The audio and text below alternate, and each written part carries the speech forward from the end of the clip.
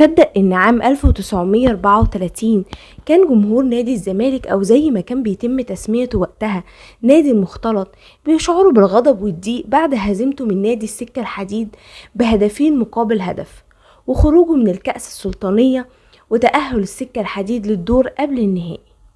وقالت مجلة المصور وقتها في تحليلها للمباراة ان نادي المختلط او الزمالك كان مفكك في لعبه، ولو كان في نادي السكة الحديد مهاجم يجيد التهديف على المرمى لخرج نادي الزمالك خاسر بعدد أكبر من الأهداف، وإن الحظ متمثلا في العارضة ساهم في إن المباراة تخرج بهدفين فقط في شباك المختلط.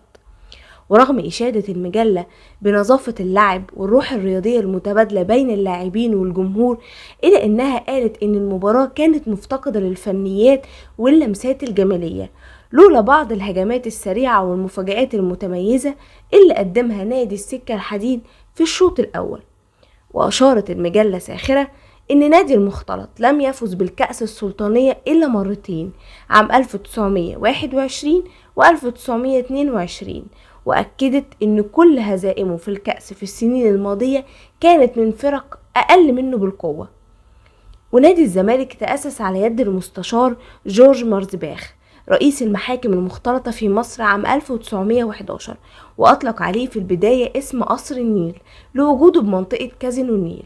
وفي عام 1913 تم تغيير اسمه إلى المختلط، وأرجع البعض سبب تسميته بهذا الاسم نسبة للمحاكم المختلطة اللي كان مؤسسه رئيسها، في حين قال البعض إن سبب اسم المختلط هو إن أعضاء النادي كانوا من جنسيات مختلفة.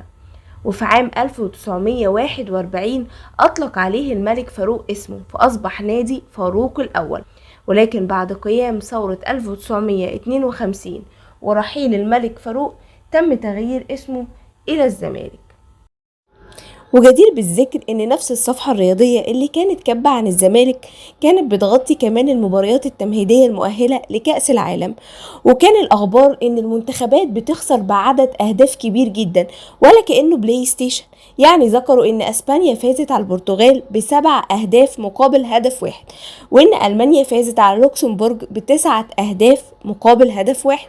اما النتيجة اللي كانت عجيبة بالنسبة للمجلة هي فوز هولندا على بلجيكا ب9 أهداف مقابل 3 أهداف، وفسروا بده إن هولندا كان بقالها فترة طويلة بتدرب منتخبها بشكل منتظم وقوي جدا، عشان كان عندهم نية إن يرفعوا راية منتخبهم الوطني عالية، عشان كده كل المنتخبات بقت تعمل لهم 1000 حساب. تصدق دي؟